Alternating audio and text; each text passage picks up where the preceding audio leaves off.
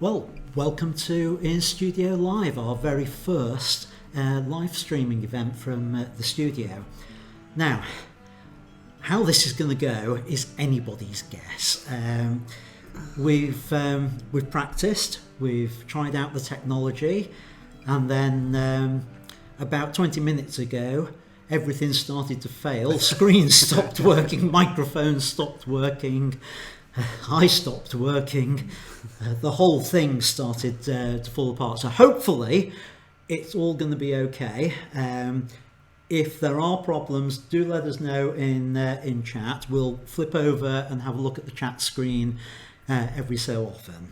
So first of all, welcome everyone to the event. Let me introduce Rick, who's sitting beside me. For those who may not know, Rick has the studio opposite, and it's neighbours. Yep.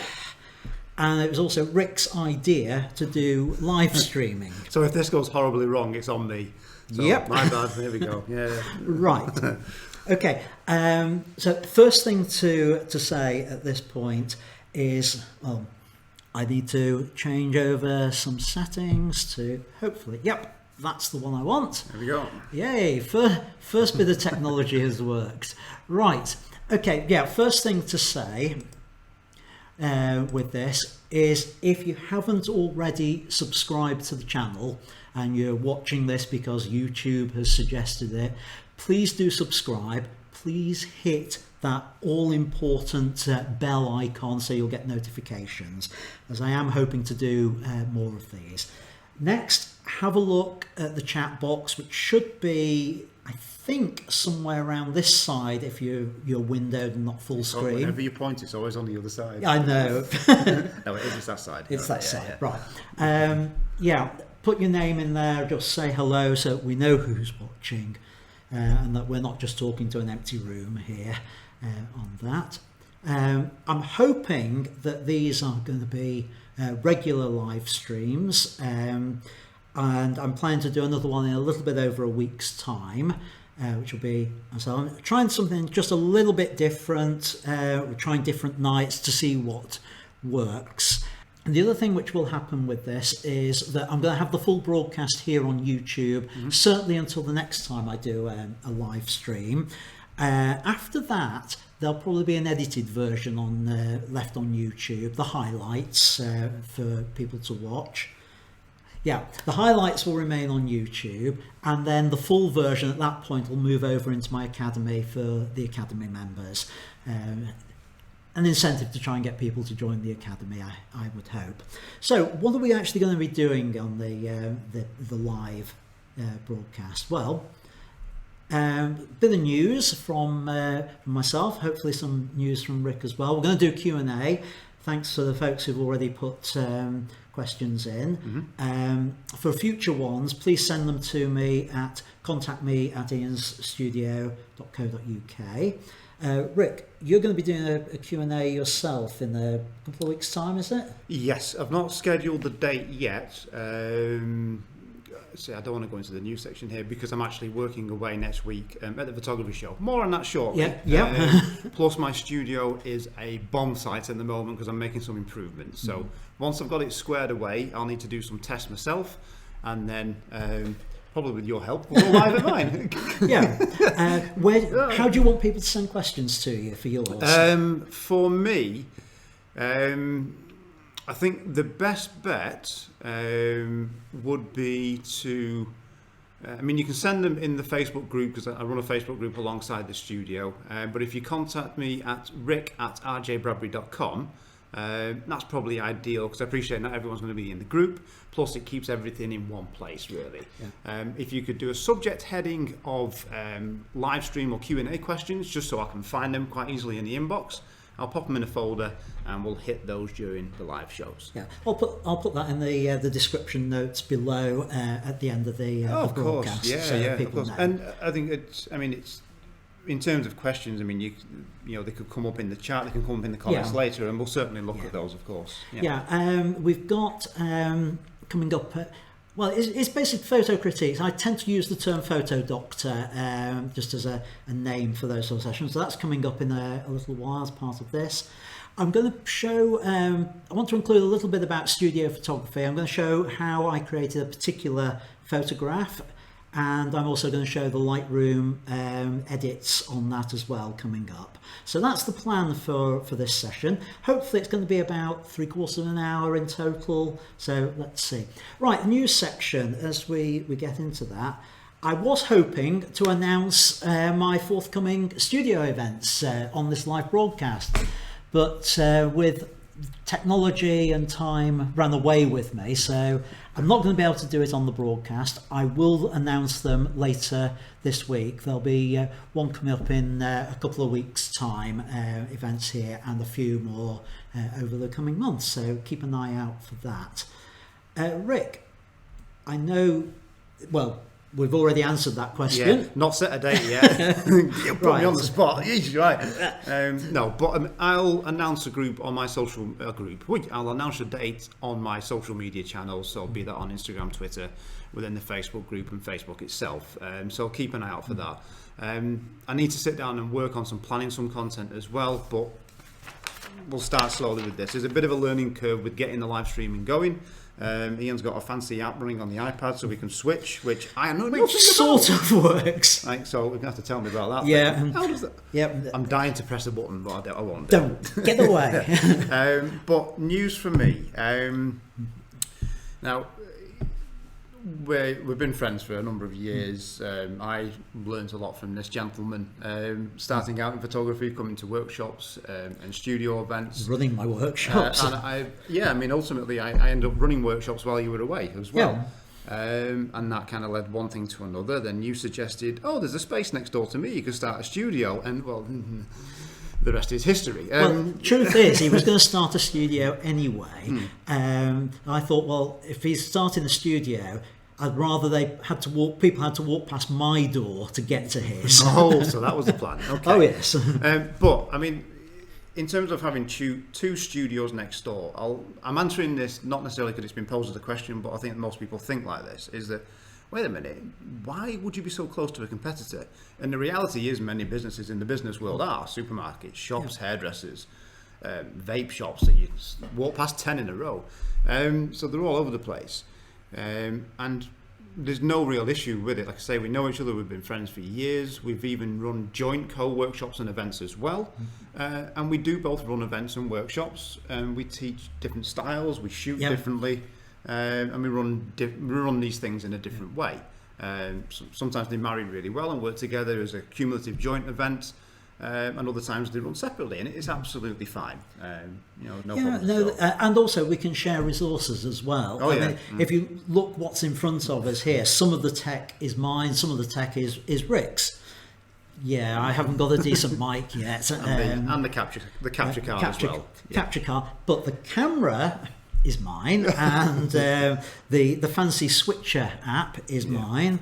We share things like that. Just on that note as well, I'll talk about what's happening with the photography show as well in a moment, is that working in photography, as a photographer, as a business or otherwise, or moving towards that, you're going to realise you can't do everything yourself. So having a community of people around you, which thankfully the photography community as a whole are very, very good. Yeah. People will help you, you ring people, you can speak to people, take them for a coffee, sit down for advice. And a lot of people will do that. There's mentoring options, one-to-one training as well. So it's a good thing. So having a pool of resources totally makes sense. You may be able to pass work to someone that they can do better than you can do, that's out of your remit, that helps your clients further, still keeps them on board with you. Yeah. So it's a good thing and a positive thing. Talking about the photography show, we'll come on to that in a minute. There's one other thing first that you might want to talk about. Oh God, you threw that at me. It's your ad. I did think of actually asking if I could mention it on the stream, but things got away from me today. So thank you very much for that.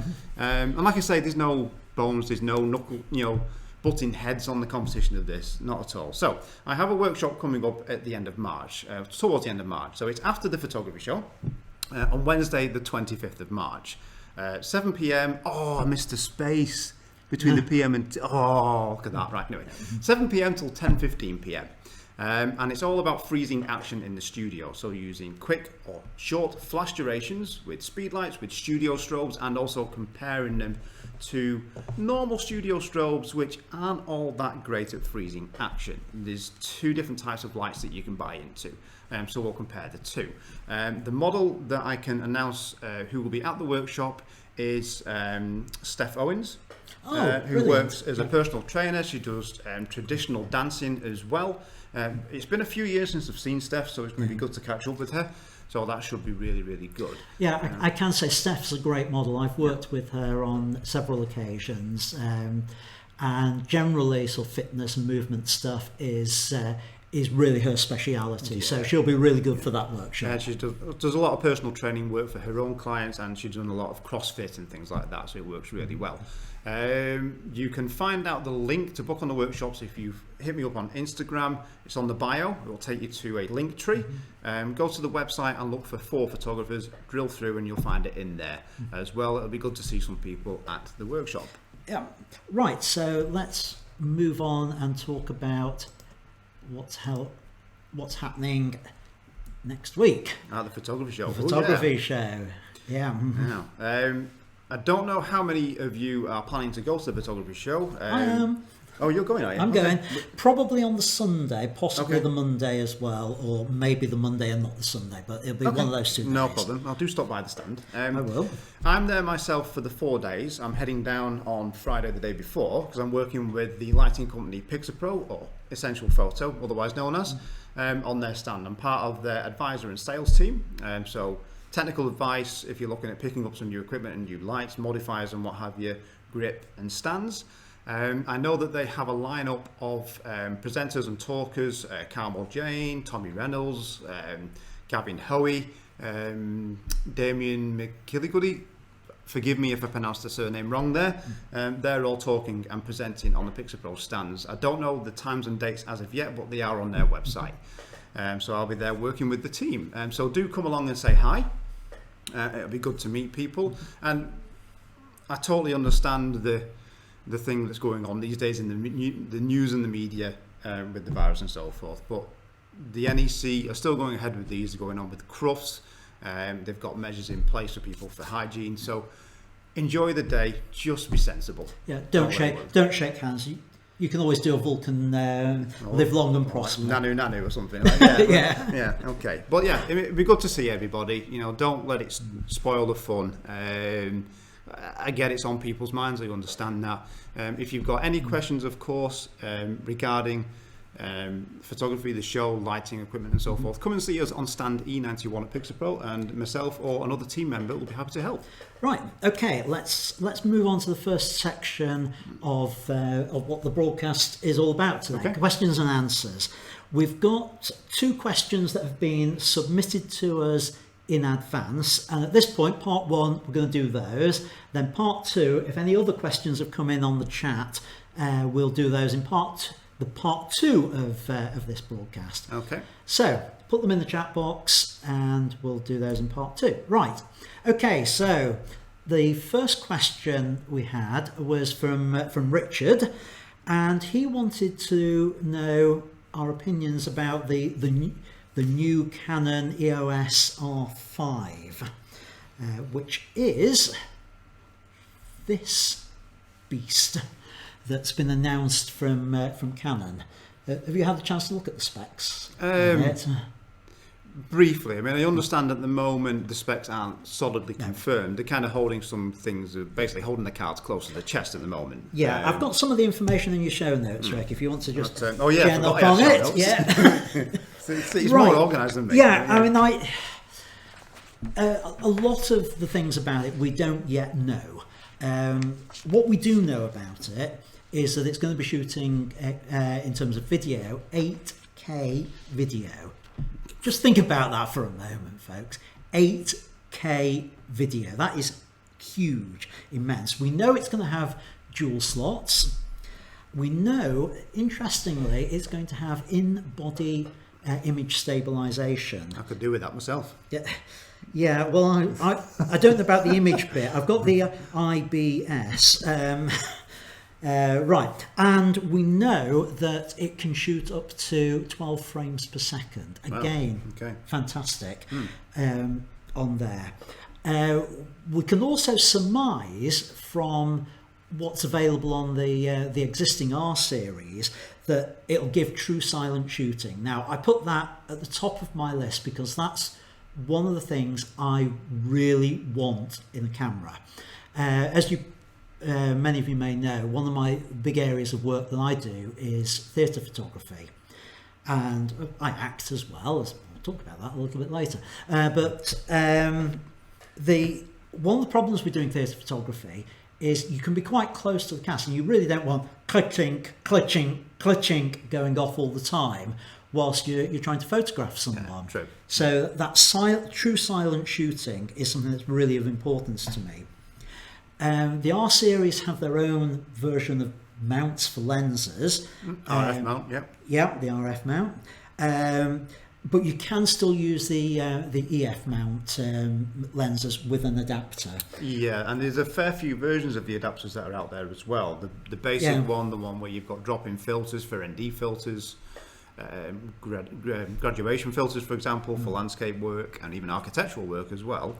And I think there's one with a control ring as an option. Also, which is a turnable dial which can be pre-programmed to do maybe ISO or something like that. Yeah. So quite flexible, really. Yeah, it's looking really good. Now, what we don't yet know about the R5 is we don't know what its resolution's actually going to be for stills. There's rumours that it's going to be 75 or 83 megapixel. Oy. You're going to need a really powerful machine to actually just process that. Even if it's not that, let's just think about it. If it's shooting 8K, that means that the image size is minimum is going to be 40 megapixels. That's just 8K. If it's a kind of a full readout thing, then yeah. So it's going to be huge resolution. Do we really need that kind of resolution? What do you think? Well, okay. Coming from someone that's fairly recently, within the last 6 months or so, added a Canon 5DSR to the kit. For some work, yes, it has its place. For a lot of work, it's overkill. A lot of stuff is shot for publication for just magazine print, in which case 20 megapixels is golden, even with cropping. Going to web, 5 megapixels or less, you'll still be able to do it. Can you see a difference in detail? Yeah, of course. There becomes a point where I think the gains just start to fall off. And ultimately, my opinion is, it's not that the 5DSR at 50 megapixels is a bad camera, the Nikon D850 at 45 is a bad camera, the new Sony X61 is that we're hitting a ceiling with the sensor size and format. Yeah. My opinion is you hit 50 megapixels or thereabouts, wanting to go above that, medium format. If you're looking for image quality. Now, there's exceptions to this because, okay, mirrorless medium format cameras like the Fuji GFX 100 are fairly flexible, fairly quick to use compared to Hasselblad and Phase 1, big medium format cameras. So they're not for all, medium format in terms of, let's say, full size, full format, medium format. It's not really, it's kind of still smaller than large format print and what have you. But they're a bit clunky, they're not run and gun. So they're usually very, very controlled studio environments, editorial on a tripod, slower pace of shooting. Shooting events and weddings, not really the camera you're going to take into that arena. So the higher resolution DSLRs of 30 megapixels, 40 have a place there. And they give people croppability and they give people the option to output a higher print resolution for commercial work at a low end point. So there's value there, but I think we're going to.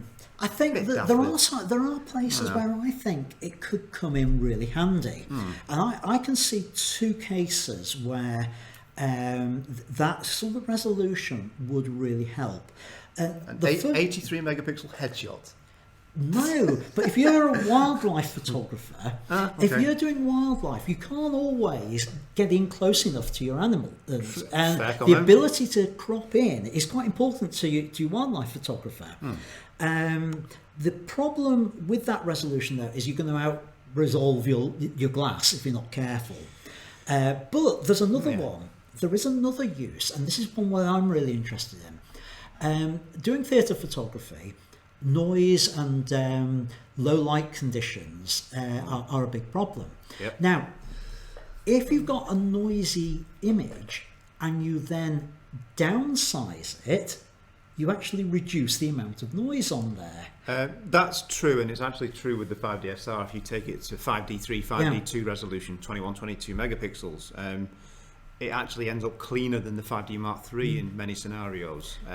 So it's a valid option. And again, for me as a theatre photographer, that is something that's really important, to just get really nice, clean images. I don't know what the ISO, the low light performance is going to be like generally on it, but if it's got decent low light performance plus that ability to downsize, to enable me to get really good theatre images, that's really important to me. We also know, moving on a bit, that it's probably going to have Wi-Fi and Bluetooth capabilities. It's 2020. I hope it has. Well, yeah, quite. I haven't got a camera that has, not a proper camera. I'm saying that, and my studio's only just got Wi-Fi and broadband. So in 2020, hey, there you go. So yeah, when's it coming out? Well, again, we don't know. There are rumours that I've read some rumours that they're trying to get it out before the Olympics. Makes sense. Makes sense. Japan, big thing. However, there are others which think it might get pushed back to the autumn now. So I'm not We'll see. We don't know. Then there's the hard one, the big question. What's it going to cost? A lot of money. Yeah. Basically, I have seen some people say it's going to cost $9,999. Ridiculous. Rubbish. Never. No way. That's a default figure that people put into the listings online that's not got changed because they haven't got a value. I have seen people say about $2,500. I think that's possibly a bit low. That is too low. Yeah. If you look at cameras in the past, talking about Canon, because it's obviously a Canon camera, looking at the 5D4, that was released at about 3,500 new, thereabouts. It's going to fall in that ballpark. Yeah, I'd have said about 3,500. Yeah, it's not going to be 1DX Mark III territory. What is it, 6,000 or whatever it is? I don't know. No, I would hope not. Yeah. I mean, if it is, I'm out of the game on it. So, my thoughts: is it my next camera? I hope it is. But I tend not to buy new cameras as they come out. I buy new. But I tend to buy new a year or so later when the price has dropped, and that's what I'm expecting I will end up doing with the R5.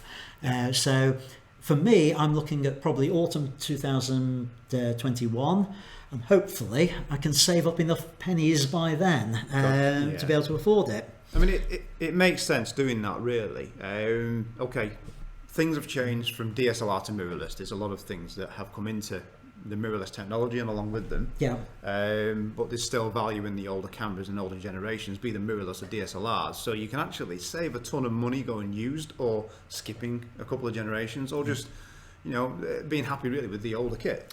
Yeah. You can save quite a bit. Okay, so as I haven't checked chat, I can see there are messages coming in on it, but let's just have a quick look at the chat and see what's coming. Who have we got in here? Terry. Hello, Mark. Mark's in there, Gary's in there. I don't know whether you're watching Richard. No, it was Richard who originally asked the question. But if you are watching this on replay or watching it live, I hope that's answered your question about the EOS 5. So right, let's move on to our next question. And this actually comes from one of the people who is watching, Terry, and he wants to know what the best way to photograph artwork is. He's got a friend who's asking him to photograph some of the fine art stuff. Right. So do you have anything? Do you want to take it, or I've got things I can show and share on this one? Yeah, I know you've probably got a bit more information to share, but just a brief input before I let Ian take over. Me, it's only my show. Lets me take over. Okay, anyway. Right. For me, I mean, obviously you want to approach it to represent the artwork accurately, so you're looking for good tonal range, good colour reproduction. So you want some kind of control in how you're photographing that, working on a calibrated monitor, working with something like a colour checker passport or similar, you know, to calibrate your camera and to reference colours from. And you need to consider, yes, how you light it, which I'm sure you've got some information on, but consider the light source as well. Don't just go throwing some cheap LEDs at it, because the colour reproduction will be horrible. Use a decent strobe to do this with, because you're going to get more repeatable results over, say, a half day or a full day photographing numerous pieces that way. Yeah, right. The things I want to say about it, first of all, is colour accuracy. You do need something like Colour Checker Passport for that. That is critical. Having done this sort of work for professionally for a local artist, two actually, a couple of them. What I can tell you is they are hyper critical about colour, and their vision of what their artwork ought to look like. If the blue is just the wrong shade, they are not going to be happy. So you have to get it spot on. In terms of lighting, I would suggest using a couple of softboxes either side. I'm going to show you a little bit of video in a moment to show you how I would set those lights up. But you want the light, generally you want it even, so that you're not getting shadows on there. Now, there is a bit of an exception to that being if it's very textured work that you need a little bit of light coming across. But even that is tricky, because you don't want one side of the artwork to be darker than the other. So I generally find, even with slightly textured stuff, the double softbox works well on it. So you're thinking with that depends on the medium that the artwork's actually on. Is it a textured paper, a canvas, or what have you? And do they want that replicated or shown? Yeah. I mean, generally it will show up even with that. The other advice I would say is shoot tethered. And have your camera connected to a calibrated monitor so that you can see the images properly as you are photographing them, and have the client with you, so that this is a sort of protect yourself thing, where if the client's there, you can show them on the monitor what it looks like, and if they say, well, actually that blue's not quite right, you've got the control. If you're using something like Lightroom, and I happen to know that you use Lightroom, Terry, you can control individual colours to get it exactly as they want at that point. And the fact that they are there with you and you are acting on their advice at that time means that there isn't a problem of them coming back later and saying, you know, those blues don't look right on that image. And you said, well, we did view them on a calibrated monitor and you said they were okay. Yes. You're covering yourself by doing it that way. You're essentially getting sign off on the job at that point. Effectively. Now, I've got a YouTube video which goes into the setup.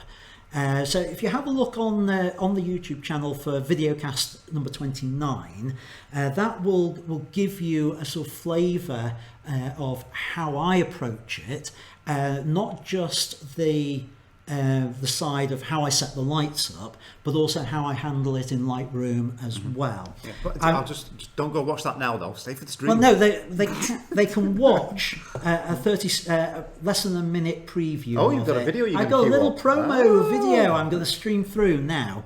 So have a look at this. This is only less than a minute of it, just to show you. Sounds a bit ropey. It was an impromptu video that I did. So this is the one to look for, folks.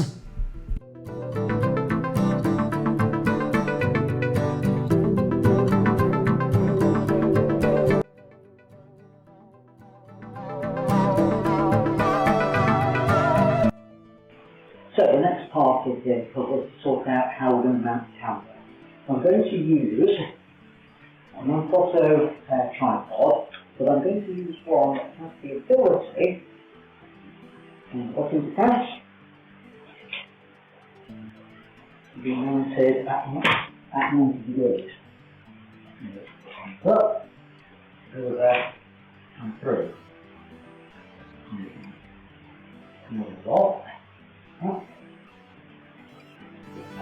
that will allow us to do is to make sure the camera is vertically over the artwork that I'm copying.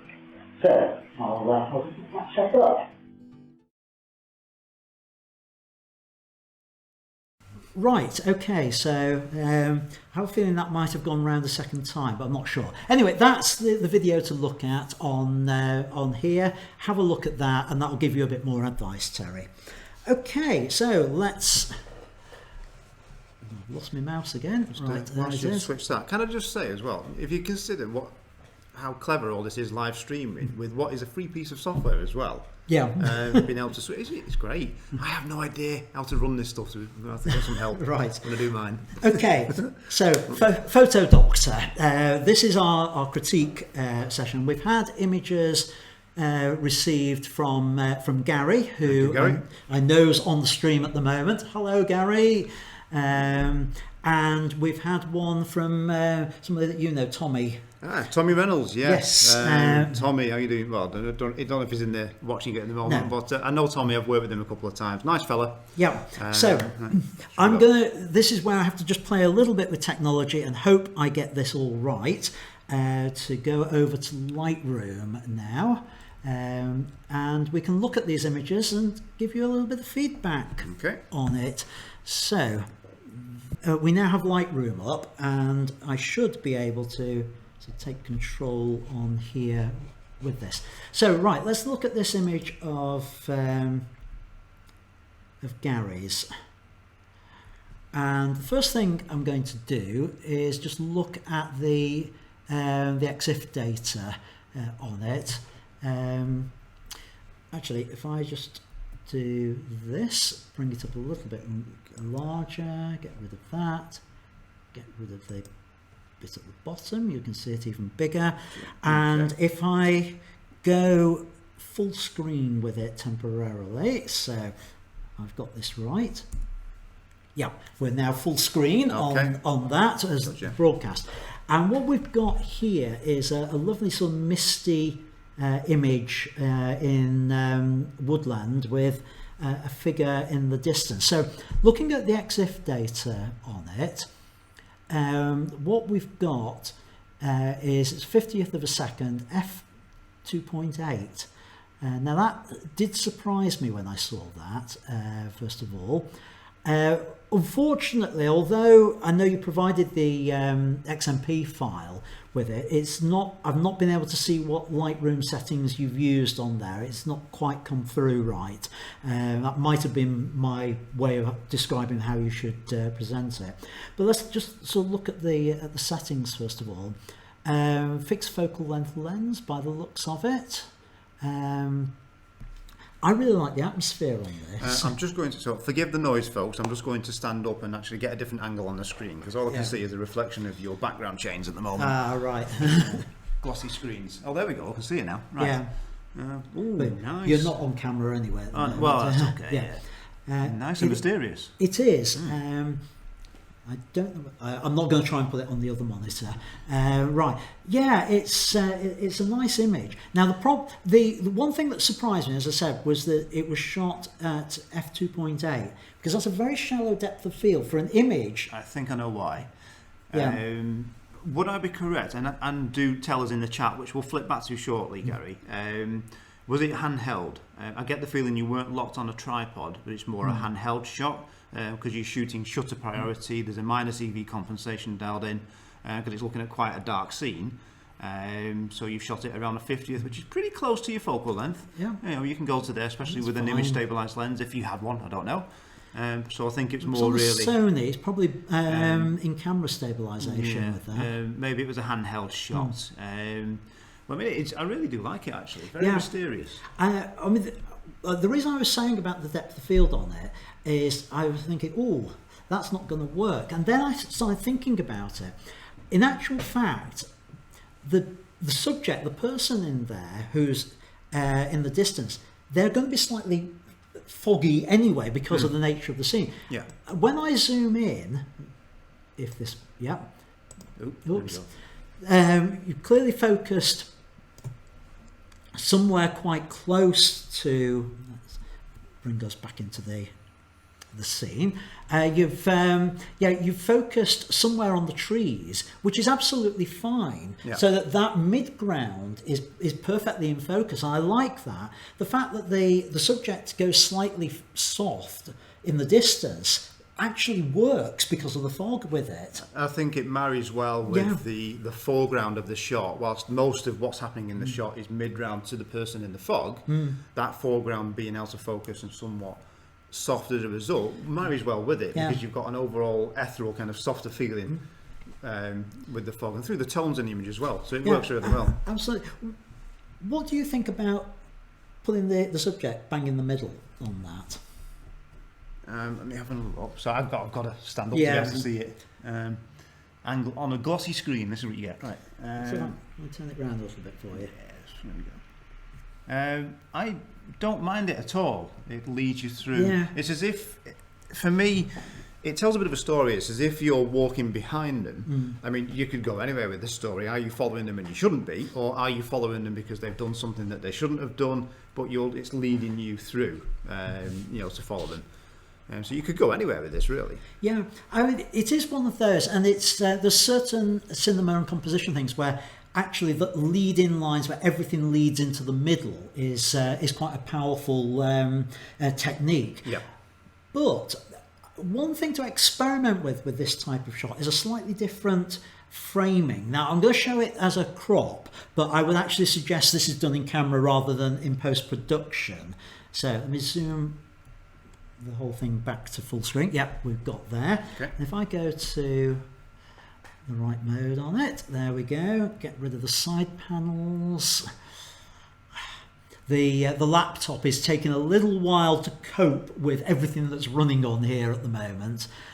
So what I wonder is, if we bring up a little bit at the bottom and in on one of the sides, the idea being that your lead-in line comes more on the diagonal. Now, again, because I'm cropping it rather than doing it by moving the camera, it's not going to be perfectly as it should be. No. But that sort of idea, I think I've probably cropped a little bit too much off at the bottom there. Oh, that's strange. Oh, I know what it is.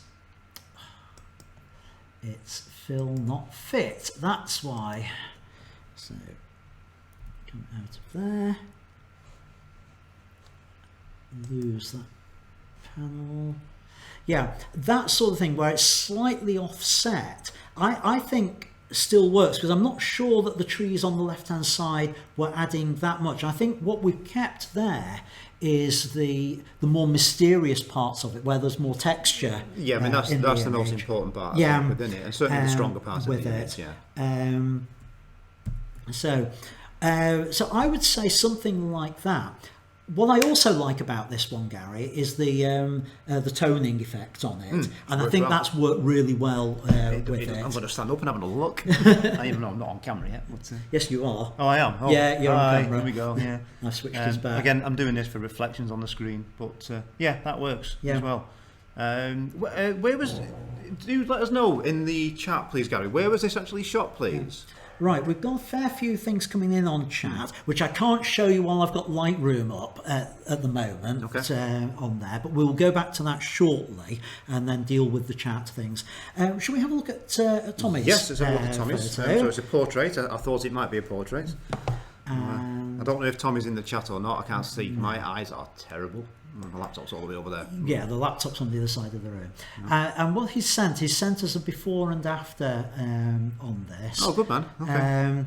So if I go with the first one on there, and now because we've got the studio lights on it, this is really difficult to see the detail on it. Quite a dark image. Again, it's a dark image. And it's a cracking shot. It is, yes.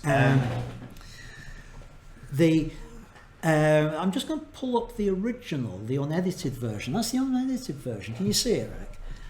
Got you. Yes. Yeah. Where the edited version, the final versions are a much tighter crop on the image. Yeah. Tommy, I really like the fuller crop on this one, because I like the length of the beard in it, and for me, just losing that little bit at the bottom of the beard, I think, has taken a little bit away from it. But that's a nitpick. It's just a nitpick. It is.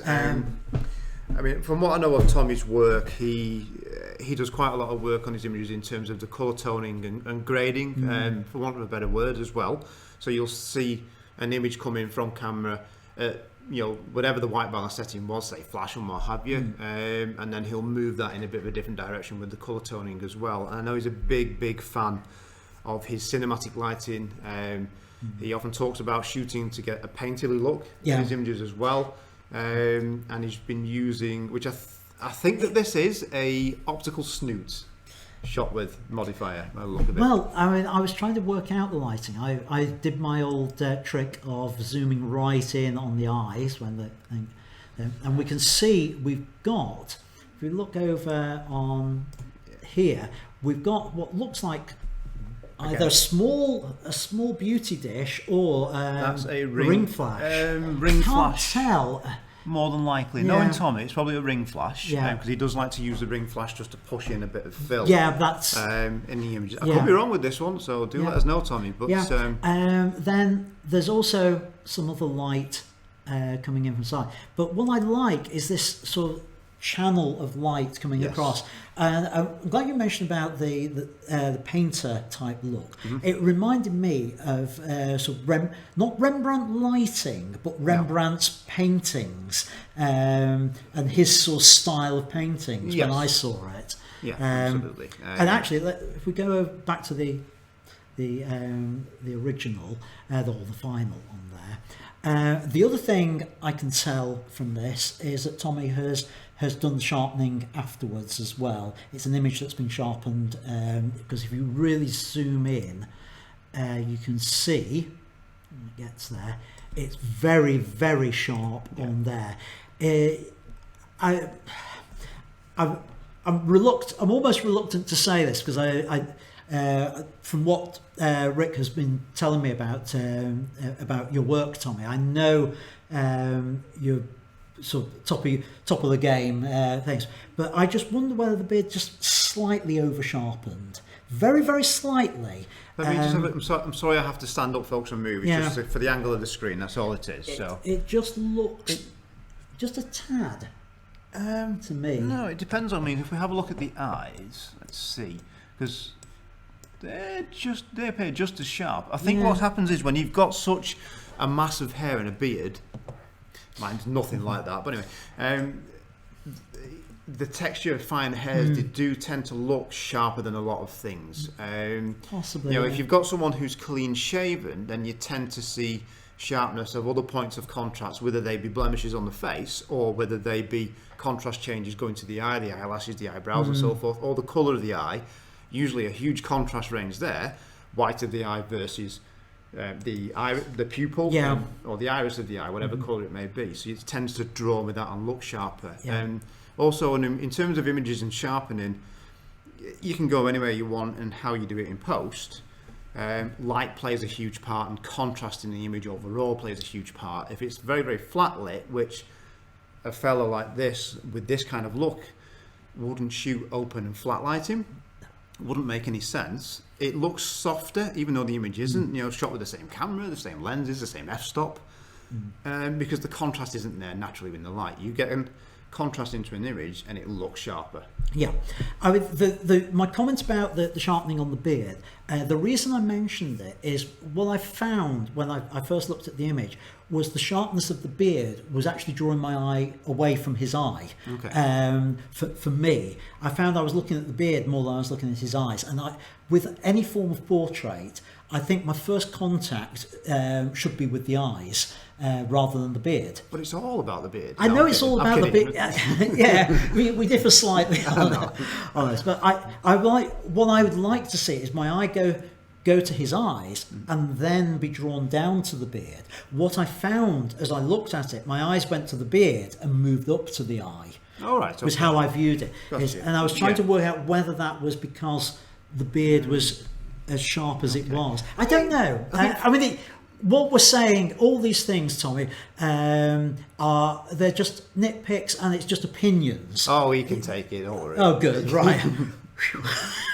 Yeah, I mean, generally speaking, in terms of where your eye's drawn in an image, we always say, and you'll hear this from photo school and classes, it's drawn to the brightest part. I mean, ultimately, it's contrast that draws your eye as well. Whether you've got a bright white scene of someone, say, on a white sofa, wearing a white outfit, and then there's a dark chest of drawers on the wall next to them. Boom, huge contrast change right there, and that's where your eye's going to go to. And flip that the other way, it's the same thing. So I think as long as, for me, if you've got light on the face, light in the eyes, I tend to go there first personally. Yeah. I understand where you're coming from. I tend to go there personally when looking at a portrait, and I do really like this dramatic lighting style. And this, by the way, I say optical snoot, which, Tommy, if you watch this, mate, do let us know in the comments below, please, mate. I know he uses that a lot. He loves that modifier. You can get kind of close to this with just using bits of card and making a gobo, to fire the light through. So you could shape something yourself, absolutely, as well, and experiment with this with just a simple speed light. Yeah. Right, okay, I think we've covered everything on that. To say thank you very much, Gary and Tommy, for submitting images. If anybody would like us, or like me, the next one will be me without Rick, to talk about your images, do get in contact, and I'll cover those on next time I do one of these live streams. Right, yeah, just talking a little bit about studio techniques, and the technique I want to talk about is how I created this particular image. It's a self-portrait, and it's for a drama presentation that I'm doing at the end of this month at the church I go to. And I wanted something dramatic for it. I got the idea in my mind that this particular image. So let me play in the video now about how it was shot, and I'll talk a little bit more about it later on in the broadcast. Hi, I'm in the studio this afternoon because I need to create a special self-portrait. I'm doing a one-man theatre show in a few weeks' time, and I need an image to help promote the show. But I'm going to do it a little bit different. It's going to be a rear view in character, and it's going to be lit from behind. So it'll be a very dramatic image. The lighting setup I'm going to use is this one, where you can see the two lights behind. I'm using a couple of soft boxes just to provide that rim lighting effect, and what we should see is a dark body with just an outline effect on there. So first things first, let's get the lights set up.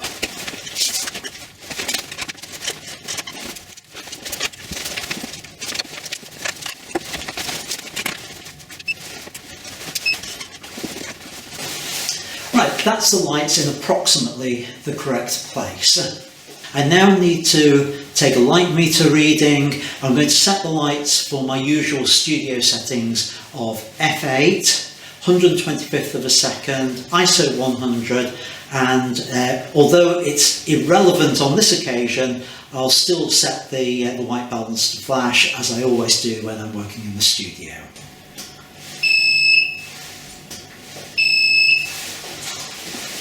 And actually, it's already set at f8.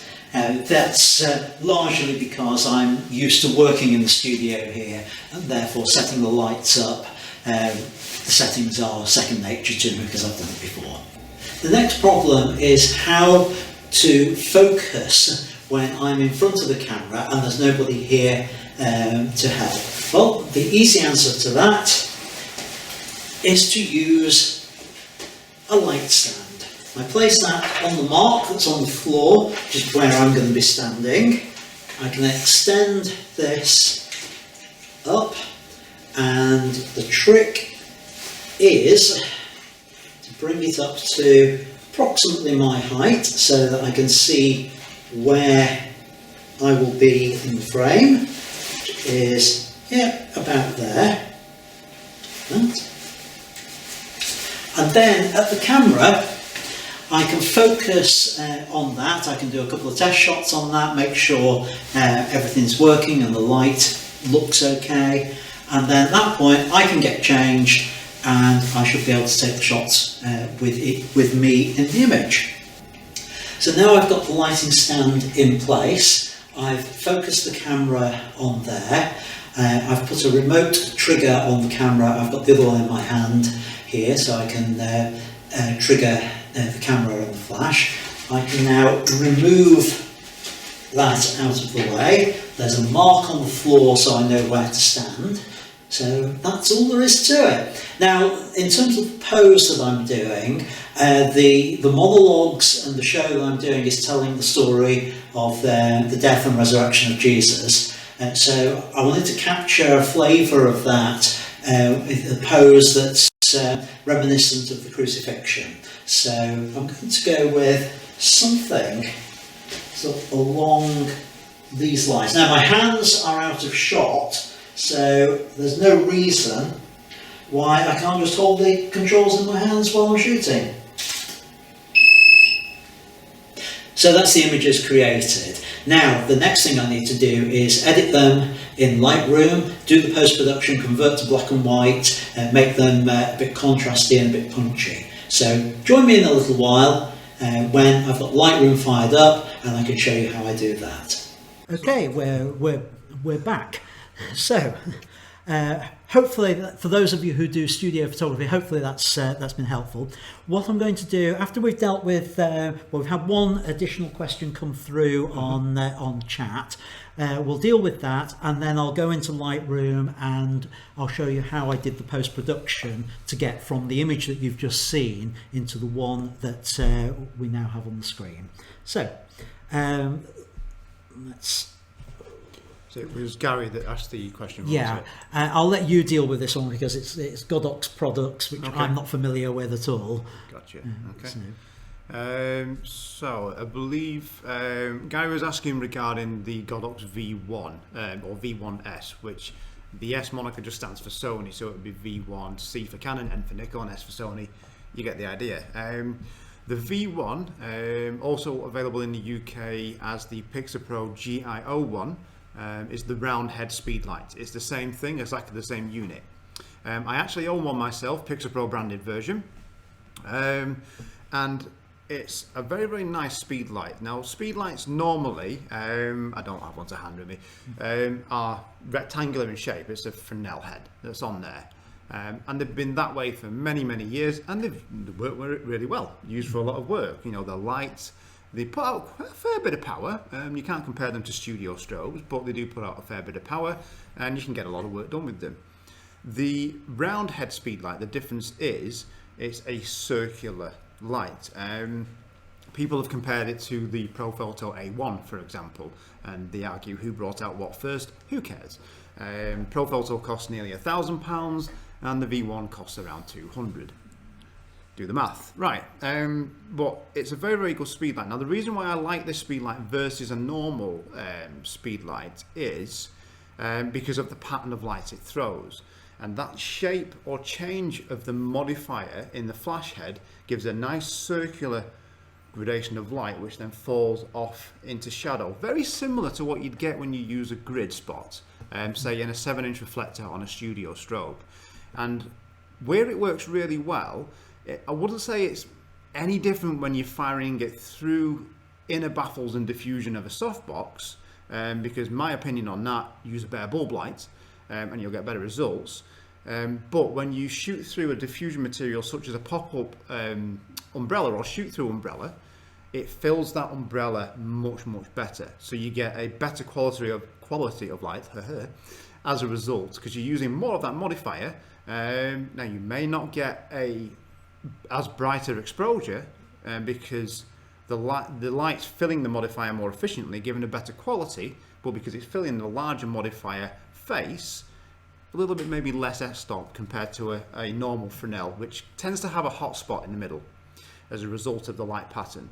And if you have a normal speed light and one of these as well, do a quick test. Find a plain wall at home and fire the light at the wall, both the speed light and the V1, and see which pattern of light you prefer, because if you're using these as a spot on the background, say behind someone for a portrait or a headshot, the V1's massively better because it gives a nice clean pattern of light with that nice circle which grades off from highlight into shadow, again like a grid, versus a very kind of patchy and spotty effect that you get from a traditional Fresnel with a speed light. If you are, I say stuck, this sounds really negative, but not stuck with a speed light, but let's say if you've got a normal Fresnel head speed light, the cleanest light pattern that you can get spotting something on the background and also using grids which will velcro on to speed lights is 35mm zoom setting. It's a much cleaner pool and pattern of light versus 20-24mm or going to 50, 70 and beyond. There are times when you need to use those settings, I get that, but you get a much cleaner pattern of light as a result. But the V1's very, very nice. It also has a little bit of a modelling light as well.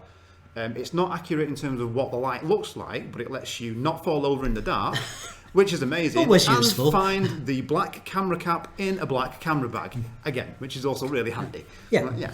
Right, just looking at the chat messages that have come in, Tommy was watching and has given us a bit of information about that image. It was an optical snoot, well spotted. Oh, yeah, and his ring light. There we go. And it was a ring flash, and the reason for the crop. Instagram. Oh, crop for Instagram. Yeah. Yes. Well, to be fair on that, thanks for the information there, Tommy. Instagram drives me nuts because it's basically the aspect ratio is like a 4:5. Yeah. So it's more akin to something like medium format really than 3:2, which is your typical ratio of your sensor, APS-C full frame, unless you're shooting micro four thirds and you're 4:3. So yeah, why Instagram in 2020 can't we just post normal portraits that way up, please? Absolutely. Anyway, that really annoys me. It actually puts me off posting to Instagram at times. So I haven't posted for a while. Right, okay, so let's just move on. And one final thing just to finish off with before we wrap up is back to the image. I just wanted to go through, for those of you who are Lightroom users, people often ask me about the techniques I use for editing in Lightroom. So now let me get this right. If I go over to Lightroom on here. Can I edit it? No, you can't edit it. You're not editing any of my photos. Right. And I need to change to that. Does it go to that one? Can I have that one? Yes, I've got that one. Right, okay, so let's go over to the folder and I can explain how I did the editing. So I've got, I've only pulled into here a small selection of the images to choose from, and what you'll see on here is they look very different to the image I've been showing you, and the ones up at the top, let me just go full screen on that for you. There are a couple of things. What I had in mind was this sort of V shape originally with the image, but as I was working on it, I thought, no, I'm better off with the arms more horizontal. And actually, of all the images that I got, I ended up using this final shot, which may look a little bit of an odd one, because for those of you who've been to my studio will know, I always say, do your cropping in camera, not in post-production. But I deliberately shot this one really wide, because I knew I would want two different images from it. Knowing that the way the images are presented for noticers at the church, they want this horizontal image that you've already seen. I much prefer the vertical A4 format. So I shot this image wide so that I could use the same image in the two aspect ratios. Yep. So this is actually the one I did the work with. So let me go into the develop module and I'll show you what I actually did with it. Now, this is going to be tricky because the light on this screen is awful for what I'm doing on here, to be able to see what's going on. So I've got my notes from before. Now, let me just bring out the side panel. Now, the first decision on this is before I do anything else is to set the white balance on it. So picking up the dropper, I did set the white balance to tungsten in the in camera, but I also know there is a color cast on here which you can probably see and I can't on here at the moment. But if I correct that first of all before I do anything else, even though my aim is to go to black and white, getting rid of the color cast gives you a better black and white conversion afterwards. So that's... Quick question, if I may. Yeah, Just go on. you say you set the white balance to tungsten. Not tungsten. What am I saying? I'm saying flash. I Okay, said flash there we in the go. video. That confused me. No, Right. thank you. No, I'm just thinking. I was thinking theatre. I'm thinking theatre. And all the time with theatre, it's set it to tungsten. Yeah. Oh, it's one of those days. Right. So, yeah, all the technology is working. My brain isn't. Right. So now I've got the white balance right. I want to do the crop. So. R, a shortcut for it, and I'm going to choose well, let's go with the 4:6 crop on there, and just this is going to be so hard when the machine's struggling at the moment. Yeah, the laptop's doing a lot of work for the stream. It's having to do an awful lot of work. Yeah. Now with I want just a little bit of the arm in, and I want some space at the top because that's where I'm going to be putting the text. So that's my crop on there. The next decision to make on it is the black and white. Now, profiles. You can tell the black and white profile I use a lot because it's on here. Let me just go to full screen on this so you can see things a little bit better. Black and white number 3. Black and white number 3 built-in profile, which I really like the punchiness of that particular profile. So having done that, the next thing I want to do is I want to make this even more punchy. The first place to go, clarity slider, and let's just bring it right up to give that effect. Now, in bringing that up, it's made these areas in the background less dark than I particularly want them. So I'm going to bring the blacks down. I bring those down to the 40s sort of area. That gives it a bit more punch on the image, and I'll probably just play around with the contrast a little bit just to add a bit more on there.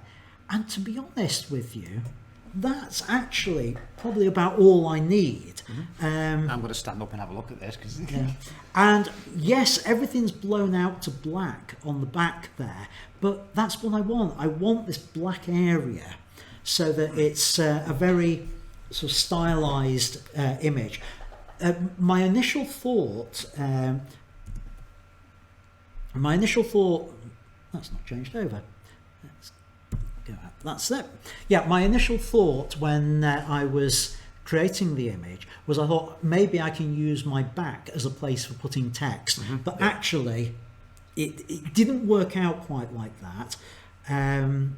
What happened was I found it would work better. So when this catches up with me, I'll show you the final result. And I just went into Photoshop and just added the text on. And I've got 3 different versions of it here, which is this one that you've already seen. Yep. On there. And then we have the vertical version, and that's why I did the different crop. So it's tighter in on the arms, comes down lower with it. The one extra thing I did with that, at the bottom half of it, I put a graduated filter just to take the exposure down so it fades into black where the text is. Where the copy's going. Yeah, where the copy text is going to go. Just to bring up the point that was mentioned very earlier in the stream, talking about resolution, talking about the EOS R5, what's the final image going to be used for? This was shot on a 22 megapixel camera, the 5D3, and it's still plenty, shooting wide and cropping in and doing both these formats for the application that it's going into. So how much resolution that you need? Well, what's being asked of from your clients? At that point, what's their final need, prints or otherwise? So that really should dictate the resolution of the camera. Absolutely. And I knew that The maximum I was ever going to do anything with this would be A4. And there's plenty of resolution there for A4 on that, which is why I was able to shoot wide on it, which is not something I normally recommend, but I knew for this particular image I could easily do that. Right, we're just about getting to the end of the show, folks. We've gone on longer than we intended. But anyone who comes to my studio will know that that's not uncommon. Right, I just need to get us back to the right option on here, which I believe is that one, I think. Yes, Lightroom Techniques. Right, we're on the right one. Okay. Which means I can take one final look at what's going on in chat to make sure there's nothing else appearing in there. So if I've lost the mouse again. I keep losing this mouse. Go away. Right, so let's just wrap this all up. First of all, I want to say thanks to Rick for joining me on this first one. It's been really good to have you here, and it's been good to get us brains together and figure out how to do this. I know you've done a lot of testing today while I've been working elsewhere. Yeah. So and I've come towards the tail end of it. So no idea what chaos was happening in this space before I got here, but. Like I said, it's the reason why we're doing this. It's a tester, so if there's any bugs and things that need working on, any feedback on audio, whatever it may be, great to know so we can work on it for later streams. Because we're going to work together on a number of these. We'll do individual ones at our own studios, but it's a learning curve for us both. So watch the chaos. Absolutely. I mean, I'm relieved it's gone as well as it has so far. Actually, right. And obviously I've got to say thanks to those of you who are watching. There was 9 at one point, and hopefully more of you watching on the rerun for it. Do let us know what you thought. Have we waffled on too much? Probably. I do that a lot. You may think that. I couldn't possibly comment. Let us know what works. We are aware there are a few technical glitches, like why the countdown clock flashes on when I'm trying to change scenes. I don't know on there. And let us know what you want to see in the future. I mean, my thoughts for my own live stream, which I'm going to try and do approximately weekly, fortnightly, something like that, is I want to try and include feedback, answering questions, image critiques, a little bit of Lightroom stuff. So I'm never going to get to use my capture card then? Oh, you can have it one day a week. No, I'll be getting my own eventually. It's fine. And also, I'm thinking of including a section on sort of beginner stuff, taking people through step by step, starting out with photography, things about composition, things like that. If that's what people are looking for, let me know, and I can make sure we include things that are of interest to people. Now, as I say, my next one, it's going to be on Tuesday, the 17th of March, so that's a week on Tuesday. I'm trying out different nights. I suspect Sunday nights might be the best night for it, but I'm going to try a few different nights, partly because I've got other commitments at some of the weekends as well. If I duck, that is actually 2020, folks. If I get out of the way, there you go. Yeah. Head hiding it. And please subscribe. Let me find a way of getting rid of Rick altogether. Charming. Yeah, there we go. I've got rid of him altogether on that. Please do subscribe to the channel so that you can get updates. Hit that bell icon on there. So that you'll get the notifications. You'll see in a couple of days' time I'll get the forthcoming one coming up on there for the next live broadcast on that. The trouble when I start playing, I've lost it. Oh, you broke it. No, I've broken it. No, there we go. Yeah. Then I'm going to finish off with my little catchphrase, and that's just to say that until next time, keep making great photos. So thanks for watching, folks. Thanks, folks. Thanks for watching. Don't forget to hit the subscribe button down here so you'll get notified of future videos. Up here is a playlist of videos similar to this one, and here's one specific video that I think you will like, whereas down here is one that YouTube thinks you'll like. Until next time, keep making great photos. Bye for now.